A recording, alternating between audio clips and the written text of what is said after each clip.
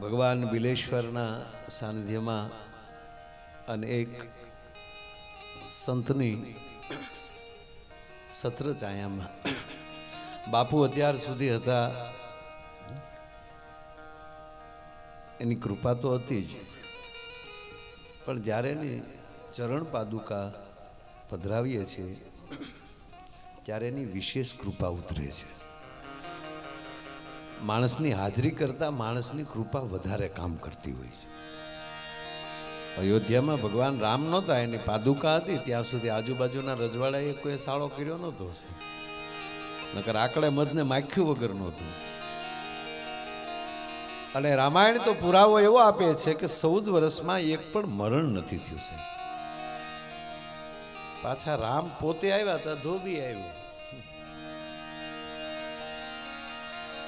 કારણ કે હાજરી આપણે કોઈ પાસે ખાતું હાલતું હોય ઉધારનું, તો આપણા છોકરા જ્યાં સુધી લેવા જાય ત્યાં સુધી ના ન પાડે, પણ આપણે કંઈક લાવજો શેઠ જુડી બીડી તક તો થોડુંક આગળનું સમજી લો તો સારું. ટૂંકી વાત કે એની ગેરહાજરી એની કૃપા વધારે કામ કરતી હોય છે. કોઈ ભાઈના પ્રસંગમાં તમે હાજરી દઈ આવો, 10 વાર ફોન આવ્યા હોય ને હાજરી દઈ આવો એટલે વાત પૂરી થઈ જાય, પણ એમાં તમે હાજરી ન આપી શક્યા હો એટલે કાયમ એક ખટકો રહે કે એના કેટલા પ્રસંગમાં જાઓ તો ઓલા પ્રસંગનું વટક વાળી શકું. એટલે ઘણીવાર ગેરહાજરી ખૂબ મોટું કામ કરતી હોય છે. બસ બાપુના ચરણોમાં પ્રાર્થના કરીને એટલું જ કહીએ કે તારી માથે જે ભરોસો રાખીને બેઠા છે એ ભરોસાને નિભાવજે મારા બાપ. કારણ કે અહીંયા બહુ ઓછો આવ્યો છું અને દીગુભાઈ આજે જ વાત કરી, કાલે મારા અનુભવ સાથે વાત થઈ હતી કે અમે ત્યાં જવાના છીએ. એટલે મનમાં હતું કે જો ખોટું ખોટું કહે ને કોક, પણ કઈ નહોતો. એક તો એનું કારણ ત્યારે કે હું પહોંચી શકું એવી પરિસ્થિતિ પણ સરળ થઈ ગયું અહીંયા આવવાનું હશે એટલે. જે રાતે 10 વાગે નીકળવાનું હતું ત્યાંથી એ લોકો વહેલા મળી ગયા અને લગભગ 6 વાગે અમારી મીટિંગ પતી તરત નીકળ્યો. ને હાવ નરું સત્ય એ કહું દાદા કે ખરેખર અહીંયા આવ્યો ને ત્યારે આમ થાકેલો ખૂબ હતો, કારણ કે હું કાલનો ઘરેથી નીકળ્યો. કારણ કે આ મિત્રો બધાય વેક્સિન લાવ્યા છે એટલે સરકારશ્રીનો એવો આગ્રહ હતો કે તમે બધાય વિવેકથી કયો બધાય લે, એટલે કાલે એમાં હતા થોડાક વેક્સિન તમે કીધું બધાય લેજો એમ. સરકારને કીધું પેલા ડૉક્ટરોને ડોઝ દેજો. ઓલું હું આ કોરોના ને ડૉક્ટર ને બધું એ કાર્ય જો પૂરું થઈ જાય પછી માણસની ચિંતા નહીં ક્યાંય જવાની.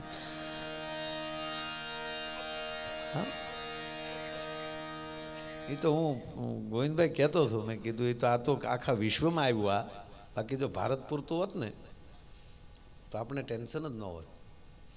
આ તો આપણને બીવરાવે કે અમેરિકામાં આવું છું તો આપણી હું હવે અમેરિકાવાળા 1.5 રોટલાનો બાપ આવે તો ખાય. હવે આપણે 1.5 રોટલો ખાધા પછી આપણે એમ કહીએ કે હમણાં નથી હાલતો ખોરાક, એને કોરોના થાય કોઈ દી ન થાય, ચિંતા કરતા જ નહીં. અને પાછું જો ઘરે કોઈ મરતું નથી, દવાખાને કોઈ પાછું આવતું નથી. હવે નિર્ણય આપણે કરવાનો છે.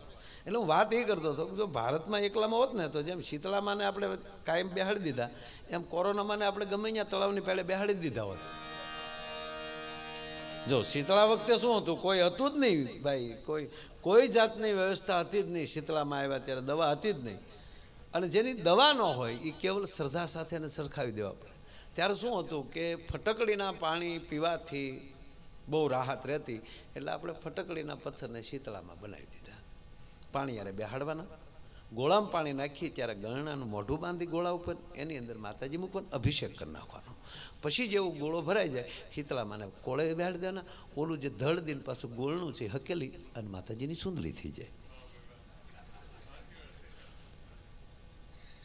ફટકડીવાળા પાણીથી નાહવાથી બહુ ફેર પડતો. એટલે ગામની બાજુમાં ઢોરો હોય ત્યાં જેટલા આપણને એ પથ્થર શીતળામાંના મળે એ ત્યાં મૂકવાના અને બેનો હેલ્યું માનતા કે આનું એટલી હેલ ચડાવી અને એટલા ગલોટિયા ખાય. એની માથેલી આવેલા પાણી નહીં. સોશિયલ ડિસ્ટન્સ પાસે શું કર્યું કે પડસાયો ન લેવાય અને પડસાયો પડવો ન જોવે, આ કુદરતી ડિસ્ટન્સ રહી જાય. આ બધી યસ યસ આ બધું આવું હતું. આ ભડશેટ છે ને સોશિયલ ડિસ્ટન્સમાં રાખવા માટેની એવું આપણે ડર દેવામાં આવ્યો અને ટેસ્ટથી આપણે એમાંથી પાર નીકળી ગયા. અને હજી ઘણા ભાઈઓને ખાડા છે.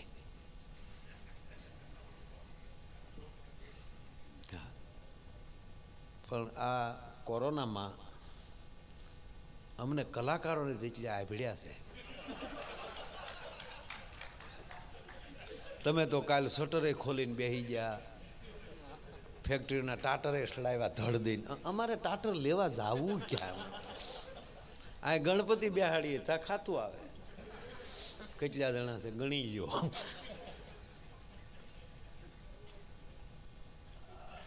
જરૂરી છે બધું, પણ વાત એટલી છે કે કાલનો ટૂંકમાં નીકળ્યો હતો અને અહીંયા આવ્યો ત્યારે થાકેલો હતો. પણ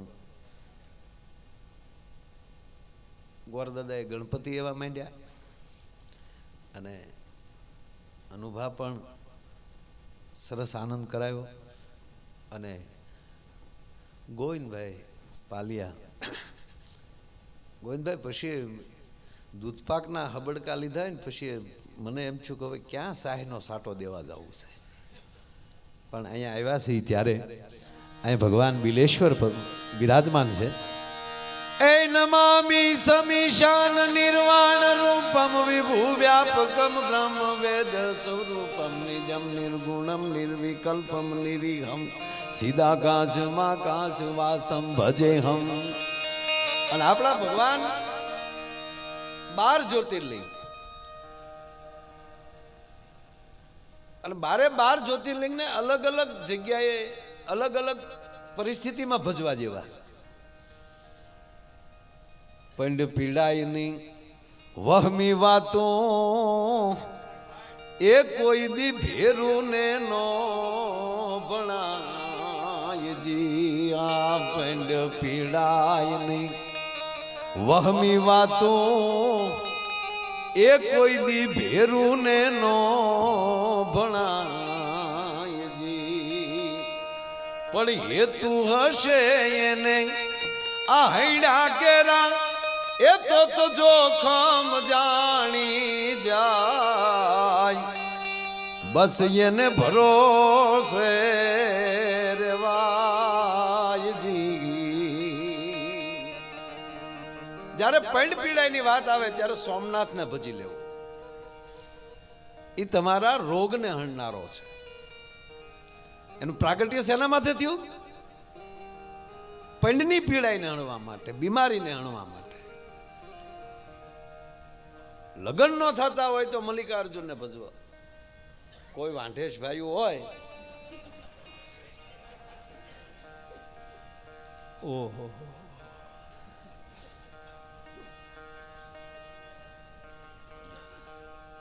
એક છોકરાનું વ્યવહાર નહોતું થતું, સંબંધ નહોતો થતો, એમાં સંબંધ પાકો થઈ જવા આવ્યો એટલે હામાવાળાને ખબર પડી ગઈ. જો કે હવે તો ઘડિયા તોરણ ને ઘડિયા લગ્ન જ માણસો કરે છે. હામાં વેવાય કે વરઘોડિયા ઓળખી જાય એની પહેલાં લગ્ન કરી નાખો. પહેલાં ઘોડિયાના લગ્ન થતા, હામી ખાનદાનીને ઓળખતા હતા એટલે છૂટતા નહોતા, તૂટતું નહોતું ઘોડિયાના સંબંધ. અત્યારે ઘોડિયાના સંબંધ બિલકુલ પહોંચ થાય એમ નથી. અને જે 15 વર્ષ આવા ગયો, જ્ઞાતિ જ નહીં હોય. માંડવા નહીં નાખવા પડે. આ સત્ય કહું છું.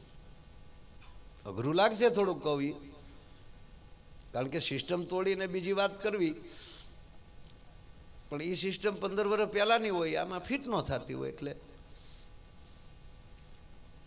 પપ્પાને ખબર વરહદી પછી પડશે. અચ્છા તું કોલેજ કરવા ગયો હતો કે બેટા લગ્ન કરવા? તમે નક્કી નહીં કરી શકો સાહેબ. સિસ્ટમ આવશે, સમય કરાવશે, આપણે નહીં. એટલે ભગવાન પાસે ભોળાનાથ પાસે બેઠો છું એટલે મલ્લિકા અર્જુનની વાત કરી નાખું. 12 જ્યોતિર્લિંગની અલગ અલગ કથાઓ છે, અલગ અલગ માટે છે. વંશવેલા માટે નાગેશ્વરને યાદ કરો, સંતાન વૃદ્ધિ માટે, ભયમાલી મુક્ત થવા માટે મહાકાલને યાદ કરો. 12 જ્યોતિર્લિંગ, પણ એમાં બહુ બધામાં નથી જવું. ટૂંકી વાત,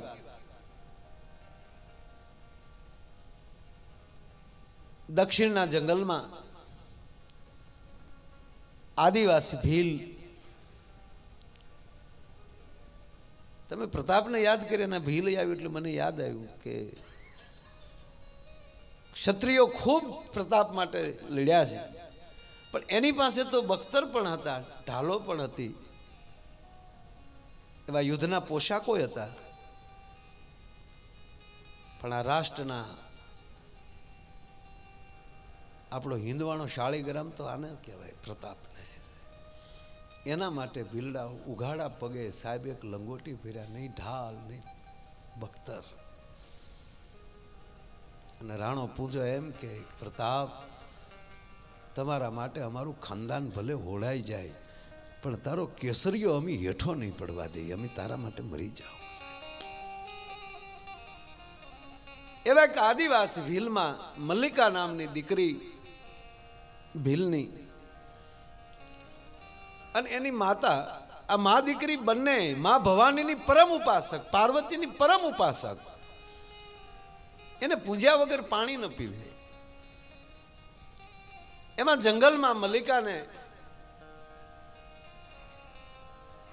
જંગલી વાઘ ફાડી ખાય છે, ઘરે પાછી નથી આવતી. પણ મા દીકરીનો પ્રેમ અતિ. એક દી બે દી દીકરી આવે નહીં, મા ભવાનીને પ્રાર્થના કરે કે હે પાર્વતી, મારી દીકરી ક્યાં ગઈ? અને બાઈ બડી લાગણો નાખવા સાહેબ.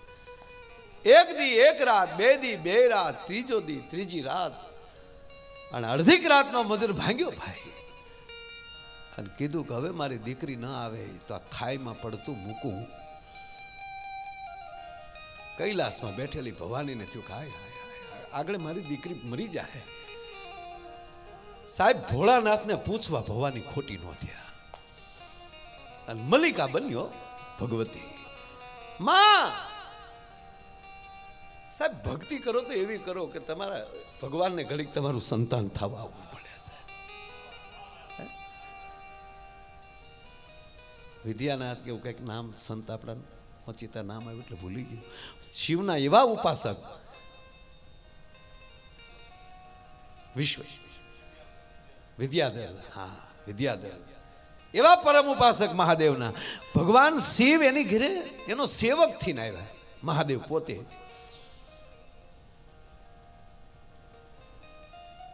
ઉગનો નામ સેવકનો. એ વાત એ બહુ મોટી, ટૂંકી લઈ લો સાહેબ. શિષ્ય થઈને રે, સેવક થઈને રે, અને એકવાર ઘોર જંગલમાં બે નીકળી ગયા, તરસ બહુ લાગી. શેલા પાણી લાવ, પાણીની કઈક વ્યવસ્થા કર. અને આ મહાદેવ ઉગનો સાહેબ એના સ્વામી માટે આમ પાણી લેવા જાય, પણ ક્યાંય હતું નહીં. પણ આમ નાડાવાગ જંગલમાં વયા ગયા. હતો તો મહાદેવ. અને સાહેબ જટા ખોલી ગંગાથી ઘડો ભર્યો ભાઈ. પાછા હતા એમણે સેવકથી ઘડો લઈને આવ્યા. લ્યો ગુરુજી. ગુરુ એ ગોવિંદભાઈ જળ લીધું, છેલ્લાને એટલું કીધું, સાચું ન કહે તો તારા ગુરુના સોગંદ, આવું જળ મેં પીધું નથી. હું ઘાટે ઘાટના પાણી પીને ફરનારો. મને એ હવે ન કે તારા ગુરુના સોગંદ. અને ત્યારે ઉગનો એટલું બોલ્યા, તો ગુરુજી સાંભળી લે, હું જે કહેવા જાઉં એ હવે જો કોઈને કહે તો તારો ને મારો સંબંધ પૂરો થઈ જાય. હવે ગુરુને આમ કેવું તારો ને મારો સંબંધ, ગુરુ નથી કે આનો શેરો ફર્યો છે કાંઈ કે તારો શેરો કેમ ફરે કે ફરશે. હવે હું જેને કહેવા જાઉં મારે તારું સેવક થઈને રહેવું છે એટલે હું મારી દાદાગીરીથી તને કહું છું, કોઈને કહેતો નહીં. અને જેથી કીધું તેથી હું મારો તારો સંબંધ પૂરો. કે તું આવ્યું ક્યાંથી કે હું કોઈને નહીં કહું. અને તા તો કપૂર ગૌરમ કરુણાવતારમ સંસાર સારમ ભુજગેન્દ્ર હારમ સદા વસંતમ હૃદયારવિંદે ભવમ ભવાની સહિતમ નમામી. ભગવાન શંકર આમ કહેવાય કે ત્રિશૂલ અને જટાધારી હામો ઉભો રહ્યો. તા તો ગુરુ હજી પગમાં પડે ન પડે તા તો હતા બને પાછા થઈ. હા કરી ભારે તમે આ કરી મારે તારી સેવા કરવી છે, તું કેવો ભક્ત છો.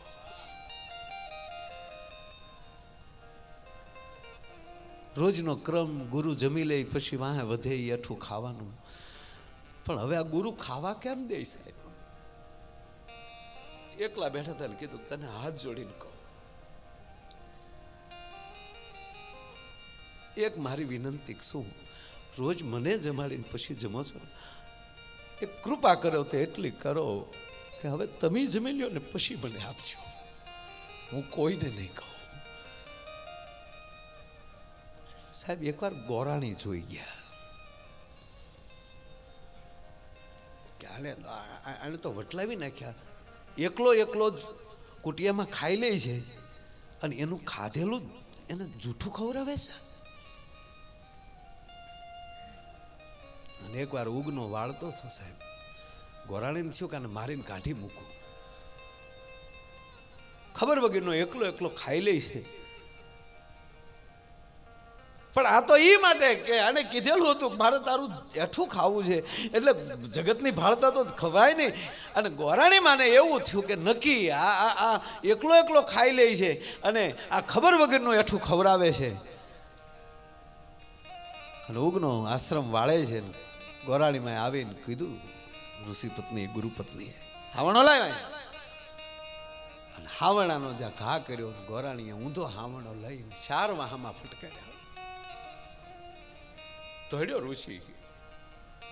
એ બાય કોને મારેસ તું? કે પણ આને તમને એઠું ખવડાવે કે ગાડી થાબા આ હાકરિયા હોમાને ઊભા હોમાર કોના કરી ઈ છે.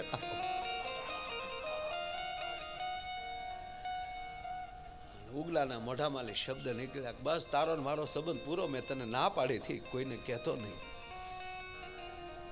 મહાદેવ નીકળી ગયા, વાહે ડોટું દીધી આડે.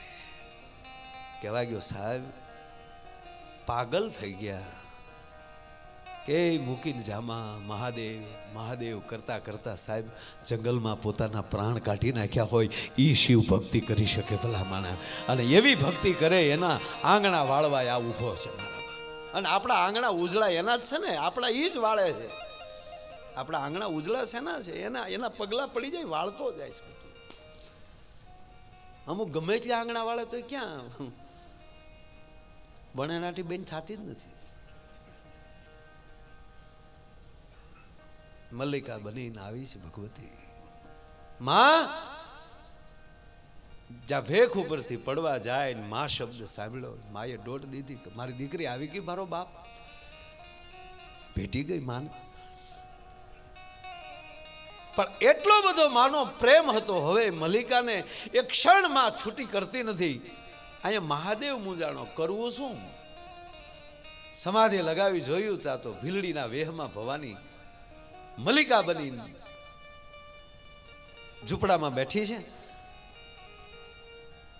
અને બાપુ ખ્યાહાણા ન્યાલી. આજે સિંગી જે છે સિંગીના શિંગડું એ ભીલનો વેશ ધારણ કર્યો મહાદેવે અને ઝૂંપડાની વાહે સિંગી નાદ બજાયો. મહા જાગી ગયા કે વાહ આવ્યા કહેતા હતા નો રહીએ અમારે કમી સમાધિમાં બે આવ્યા. છુપાતા ભવાની જાય છે, પ્રભુ કા છો? મલ્લિકા છો. પણ મલ્લિકા પૂછવાય ન ખોટી છે આ ઘટના. હવે આવું કેમ? હવે આવું તો આ મરી જાય એમ છે. કે તો કાંઈ વાંધો નહીં, તમે આવ્યા રહ્યો. હું ત્યાં બાજુના નેહડામાં એણે જમાવટ કરી. ભીલોની જે સ્પર્ધા થાય એમાં પહેલા નંબરે આવ્યા મલકુસ્તીમાં તો આ બાપુ મોય સાહેબ વખાણ મળ્યા થવા ભીલની વસ્તીમાં કે એક યુવાન આવ્યો છે આપણા કબીલાનો તો નથી, આ ક્યાં કબીલાનો છે? પૂછ્યું તમારો કબીલા કે અમારા બધા કબીલા? મેરા હર કબીલા હૈ.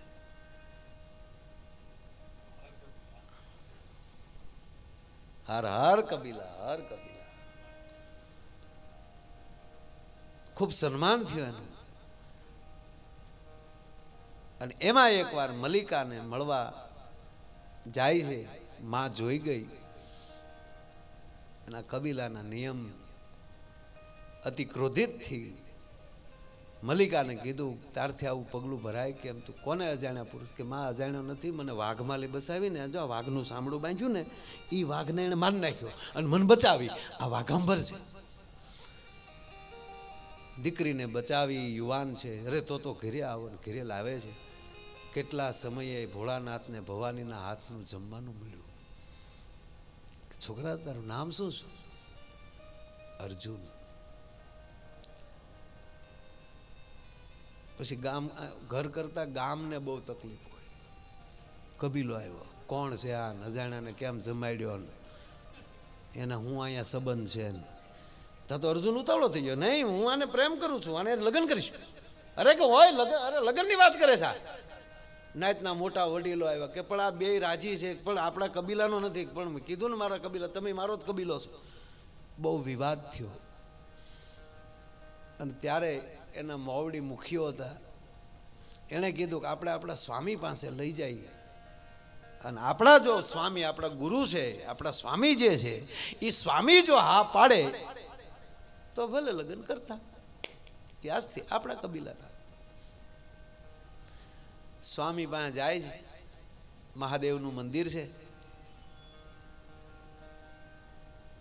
સ્વામીને બોલાવ્યા.